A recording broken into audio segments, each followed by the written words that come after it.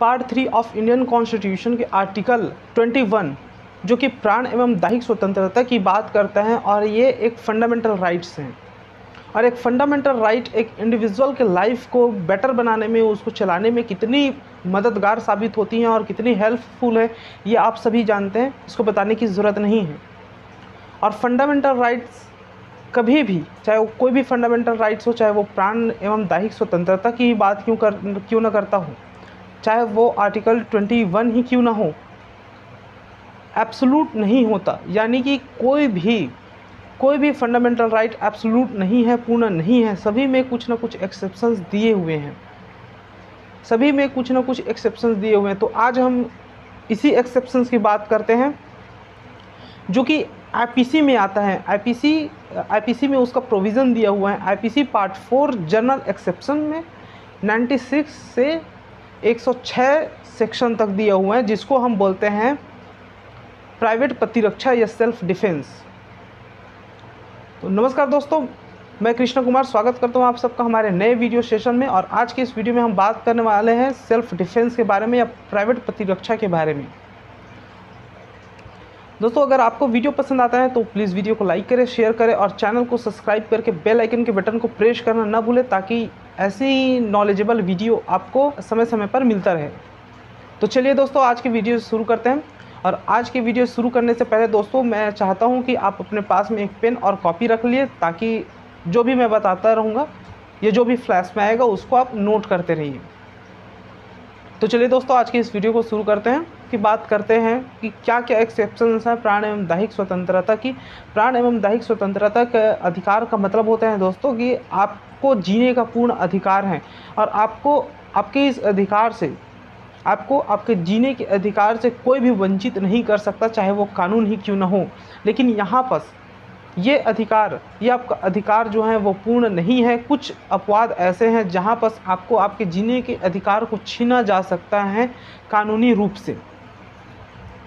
सिर्फ कानून ही ये कर सकता है, या फिर कानूनी अधिकार के द्वारा ही ये किया जा सकता है, और बाकी किसी के द्वारा नहीं किया जा सकता। ये आपका अधिकार है और ये एक फंडामेंटल राइट है। तो आज हम इसी एक्सेप्शंस के बारे में बात करते हैं, और इस एक्सेप्शंस को दर्शाता है सेल्फ डिफेंस। प्राण एवं दैहिक स्वतंत्रता का एक एक्सेप्शंस के रूप में आता है सेल्फ डिफेंस आता है। अब सेल्फ डिफेंस कैसे आता है दोस्तों? सेल्फ डिफेंस का मतलब होता है आत्मरक्षा या स्वयं की रक्षा, दूसरों से स्वयं की रक्षा। तो ये जो सेल्फ डिफेंस है वो आईपीसी के पार्ट 4 जनरल एक्सेप्शन और सेक्शन 96 से 106 तक प्रोवाइड कराता है सेल्फ डिफेंस को। तो चलिए आज हम सेल्फ डिफेंस के बारे में बात करते हैं। सेक्शन 96 आत्मरक्षा या सेल्फ डिफेंस की परिभाषा देते हुए कहते हैं, कोई भी बात अपराध नहीं है जो प्राइवेट प्रतिरक्षा के अधिकार के प्रयोग में किया गया हो। मतलब दोस्तों, ऐसा कोई भी कार्य या ऐसी कोई भी बात अपराध नहीं हो सकता जो अपने आप की रक्षा के अधिकार के प्रयोग में किया गया हो। मतलब अपने आत्मरक्षा के अधिकार के अगर प्रयोग करते हैं और उस समय कुछ हानि हो जाती है किसी को, तो वो अपराध में नहीं आएगा। तो अब आप समझ गए होंगे कि प्राइवेट प्रतिरक्षा क्या है, और इसमें आप अपनी रक्षा कर सकते हैं या दूसरों की भी रक्षा कर सकते हैं। प्राइवेट प्रतिरक्षा सिर्फ अपनी रक्षा करने को प्रोवाइड नहीं कराता। प्राइवेट प्रतिरक्षा चाहे आप अपनी स्वयं की शरीर हो या संपत्ति हो, या किसी अन्य के शरीर या संपत्ति की रक्षा कर सकते हैं प्राइवेट प्रतिरक्षा के अधिकार के स्वरूप। तो ये प्राइवेट प्रतिरक्षा जो है वो कितनी क्वांटिटी में होना चाहिए? क्वांटिटी इसकी होनी चाहिए इक्वल, जितना आपके ऊपर, जितना जैसे न्यूटन के 3 लॉ हैं, एक्शन का रिएक्शन, सेम वैसे ही यहाँ पर जितना आपके ऊपर आक्रमण हो रहा है या जितना बल लग रहा है आपके ऊपर सामने वाले व्यक्ति के द्वारा, उतना ही बल आपके द्वारा सामने वाले व्यक्ति के प्रति लगेगा। उससे ज़्यादा नहीं लगना चाहिए, या उससे कम लग सकता है लेकिन उससे ज़्यादा नहीं लगना चाहिए। जैसे एग्जाम्पल के तौर पे देख लेते हैं, अगर कोई आपको एक तमाचा मारता है या एक थप्पड़ मारता है तो उसके प्रतिरक्षा में आप उसके ऊपर गोली नहीं चला सकते और नहीं चाकू चला सकते, नहीं तलवार चला सकते। आप उसको एक थप्पड़ ही मार सकते हैं, यहाँ तक कि आप उसको 2 थप्पड़ भी नहीं मार सकते। तो ये हो गया उसका क्वांटिटी कि जितना बल सामने वाले की तरफ से आपके ऊपर लग रहा है उतने ही बल आप उसको लगाएंगे। तो यहाँ पर प्राइवेट प्रतिरक्षा का अधिकार सिर्फ आप तब ही कर सकते हैं जब कोई सामने वाला या पहले से कोई सामने वाला आपको आक्रमण करता है और आपको यह आभास हो जाए कि उससे आपको हानि पहुंचने वाली है, तब आप उसको प्राइवेट प्रतिरक्षा का अधिकार कर सकते हैं, प्राइवेट प्रतिरक्षा के अधिकार का उपयोग कर सकते हैं। और क्या प्राइवेट प्रतिरक्षा के अधिकार के प्रयोग में किसी की हत्या की जा सकती है? ये क्वेश्चन बहुत बारी आता है दोस्तों कि प्राइवेट प्रतिरक्षा के अधिकार में किसी की हत्या की जा सकती है या नहीं। तो आंसर है हाँ, आप प्राइवेट प्रतिरक्षा के अधिकार के प्रयोग में किसी की हत्या भी कर सकते हैं, लेकिन ये आपको आभास होनी जरूरी होती है कि सामने वाला जब आपके ऊपर आक्रमण कर रहा है तब उस आक्रमण से या वो आक्रमण आत्मघाती हमला हो या जिससे आपको यह आभास हो जाए, पूर्ण आभास हो जाए या पूर्ण विश्वास हो जाए कि सामने वाले के आक्रमण से आपकी मृत्यु हो जाती है, तब इसके आक्रमण के अटैक में, मतलब इसके उस आक्रमण के बचाव में आप प्राइवेट प्रतिरक्षा के अधिकार का प्रयोग करते हुए उस व्यक्ति की जान भी ले सकते हैं या हत्या कर सकते हैं। तो आप एक प्राइवेट प्रतिरक्षा के अधिकार के प्रयोग करके या सेल्फ डिफेंस के प्रयोग करके इस तरह से उस व्यक्ति की हत्या कर सकते हैं इक्वल क्वांटिटी में, जब आपको यह आभास हो जाए, क्लियरली आभास हो जाए कि सामने वाला जो आक्रमण कर रहा है वो आत्मघाती है और आपको उससे आपकी उसमें हत्या भी हो सकती है या मृत्यु कारित भी हो सकती है, तभी आप उसमें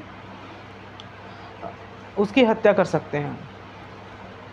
ये तो रही शारीरिक सुरक्षा की बात। अब दूसरा क्वेश्चन ये आता है कि दोस्तों कि किसी संपत्ति की या प्राइवेट संपत्ति की रक्षा के लिए क्या किसी की हत्या की जा सकती है? तो इसका आंसर भी है यस।